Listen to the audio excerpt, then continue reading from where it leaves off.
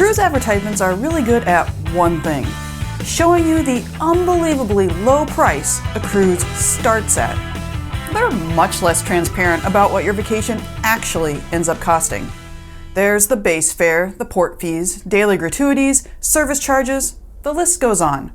Some of these are completely legit, some are confusing, and a few, honestly, a little sneaky. Here are the cruise fees most people don't see coming. Real quick, this is the budget tracker I wish I had before my first cruise. It includes everything: port fees, gratuities, excursions, drinks, parking, flights, so you actually know what your trip will cost before you book. You can find it in our Ultimate Cruise Planner. Links in the description. Okay, let's start at the very beginning, before you even step on the ship, with port fees. Every time your ship docks, that port charges a fee. The cruise line pays it and passes it straight to you. Thanks to California's honest pricing law, those mandatory costs are now included in the advertised price of your cruise. That's a genuine win. But here's the side effect nobody talks about. Port fees are a big reason the same ship on the same length cruise can have wildly different prices depending on where it goes. Caribbean ports average about $13 per person per night. Alaska? $41 or more. On some budget cruises, port fees alone can be nearly half the base fare. And port fees aren't static. In a lot of places, they're going up. Mexico introduced a new cruise passenger fee in 2025, $5 per person right now, climbing to $21 by 2028. That might not sound like much, but Cozumel alone sees over 60,000 cruise passengers a week. Do the math on that. Greece did something similar. Santorini and Mykonos now charge up to 20 euros per person per port during peak season. And here's the part a lot of people don't realize. You pay those port fees whether you get off the ship or not. Stay on board all day, you're still paying for that stop. But in some places, it doesn't stop there. A growing number of destinations are adding separate entry fees if you actually go ashore, and those are not included in your cruise fare. Venice is a big example right now. On high traffic days, visitors pay up to 10 euros just to enter the historic center. The short version? Where your cruise goes matters a lot more to your bottom line than most people think. Now here's a silver lining cruise lines don't exactly advertise. If your ship skips a port, bad weather, mechanical issues, itinerary change, you'll get a refund. Most cruise lines issue it as onboard credit first, which they're obviously hoping you'll spend before the end of the trip. But if you don't use it, it gets refunded back to you after disembarkation. We've talked about ports, but what about cruise line private islands? No government, no port authorities, no fees, right? Well, sort of. You're not paying a government levy, that's true. But you are stepping into a monopoly. Every margarita, every jet ski, every cabana, it's all controlled by the cruise line. And when there's zero competition, prices tend to reflect that. Take Royal Caribbean's perfect day at Coco Cay. The beaches and pools are free, but the premium Coco Beach Club with its infinity pool and restaurant access runs about $165 per person just to enter. Cabanas start around $1,500, and the overwater cabanas routinely over $3,000 for a place you'll likely spend less than 8 hours. Even though these are marketed as private paradises, everything you spend there is controlled by the cruise line. And if you're thinking, well, at least I can still use the extras I paid for, like that drink package, not so fast. Carnival's beverage packages have never worked at their private destinations, including the new Celebration Key, meaning guests pay full price at the bars on the island. Norwegian tried to implement the same tactics in March of 2026, but public outcry was so great that they quickly reversed course. Your drink package will work on Great Stirrup Cay, at least for now. The takeaway is, don't assume your onboard benefits automatically follow you on shore. Let's zoom out for a second because there's a whole category of costs that barely gets factored into most cruise budgets. And once you add them all up, a cruise that looked more expensive on paper can sometimes end up being the cheaper option overall. I'm talking about everything that happens before you even step on the ship, starting with getting to your departure city. If you're flying in, that's your biggest variable, and it's worth checking flight prices to a few different cruise ports before you book because airfare alone can completely change which cruise is actually the better deal. Experienced cruisers will always tell you the same thing: fly in the day before.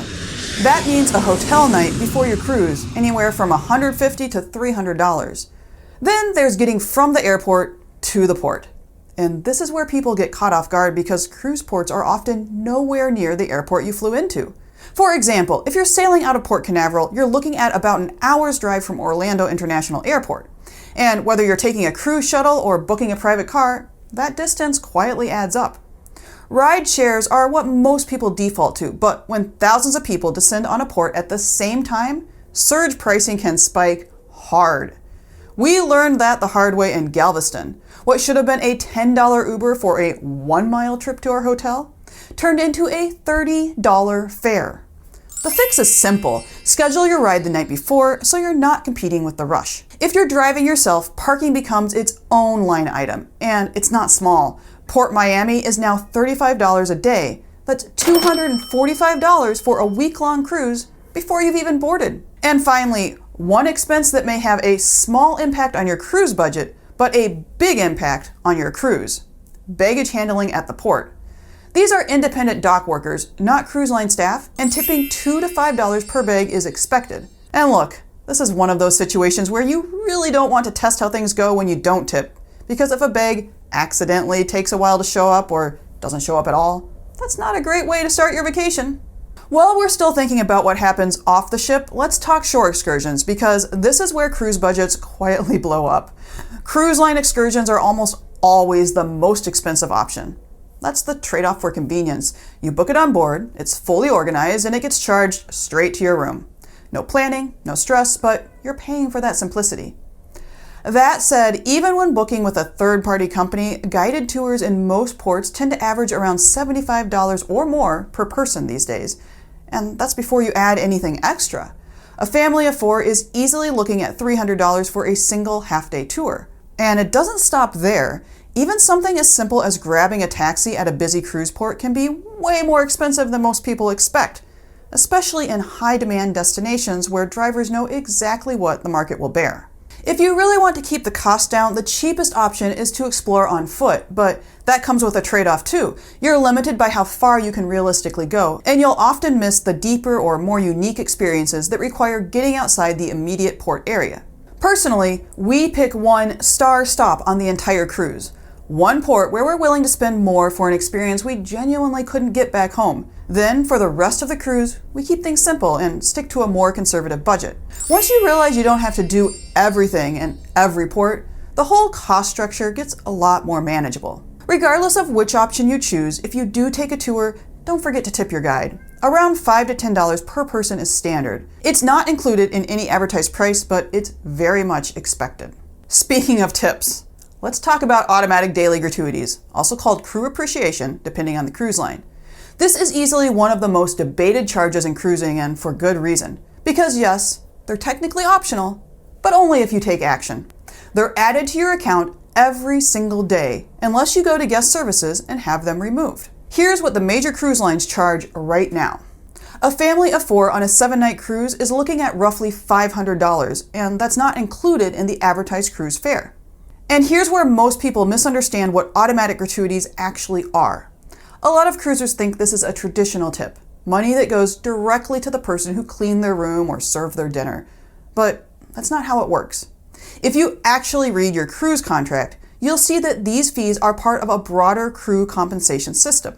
They help fund wages, incentives, and service pay across the ship. In other words, this money gets pooled. It's distributed through an internal system across multiple departments based on formulas the cruise lines don't publicly break down. So, your stateroom attendant isn't walking away with your $18.50 per day. It's being routed through the ship's payroll structure first.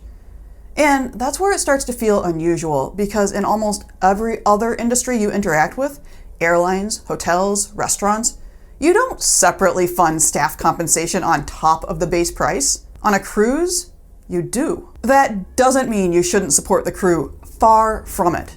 But if you want to make sure your tip goes directly to the people who took care of you, the most reliable way is still the simplest. Hand it directly to them in cash. So that daily gratuity is technically optional, but there's another charge that is absolutely not, and a lot of people confuse the two. Every bar order, every specialty restaurant, every spa service, all of it carries an automatic 18 to 20% service charge, non-negotiable.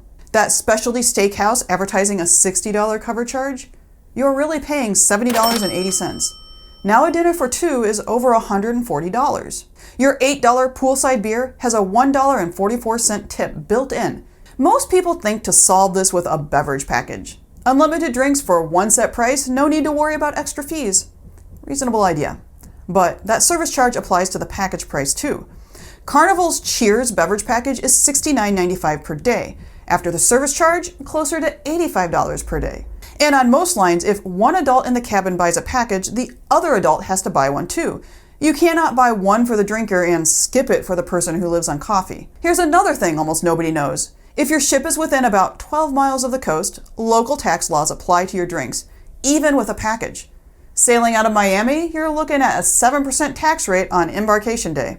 European cruises add another layer. Spain, for example, applies VAT tax on food and drinks while the ship is in Spanish waters. And on certain itineraries, that tax applies for most of the voyage. Norwegian actually started posting onboard notices about this in August 2025 because passengers kept getting surprised by bar charges they didn't understand. The drink math gets complicated fast. Check out our beverage packages playlist for a full breakdown of your cruise line. Wi-Fi at sea has gotten a lot better and a lot more expensive at the same time. Most ships now run on Starlink, so the speeds are actually usable. You can stream, take video calls, and do real work. But you're paying a premium for that access. Norwegian, for example, charges up to $40 per device per day for their top tier plan. 7-day cruise, one device. That's around $280. That's more than a lot of people pay for an entire month of high-speed internet at home for 1 week at sea. There are a couple of ways that bring that down. First, look at your itinerary. If you're on a port-heavy cruise, you may not need ship Wi-Fi every day. Once you're in port, you can often get cell service or find a cafe with free Wi-Fi and check everything you need there. Second, if you know you're going to buy Wi-Fi, do it before you board. Most cruise lines offer a 15 to 30% discount pre-cruise, and that price disappears the moment you step on board. And if you're a light data user, messages, email, basic browsing, there's a cheaper alternative. GigSky is an eSIM that works both on the cruise ship and in many international ports. Plans start around $19. It's not built for streaming or heavy use, but for staying in touch without spending hundreds, it's a solid option. One last thing most people don't realize. You don't need a Wi-Fi package to use the cruise line's app. It runs on the ship's internal network for free. You can check the ship's daily schedule, make reservations, and track your onboard spending, all without paying a dime. One final thing before we wrap up. Shopping, because duty-free doesn't mean what most people think it means. All it actually means is you didn't pay taxes in the country where you bought it. It does not mean you're exempt from US customs when you get home. Here's how it works. If you've been out of the country for more than 48 hours, your standard exemption is $800 per person. And that's total for your whole trip. Anything you buy in the ship's duty-free store counts towards that limit. Look, none of this is meant to scare you off cruising. The value is genuinely there.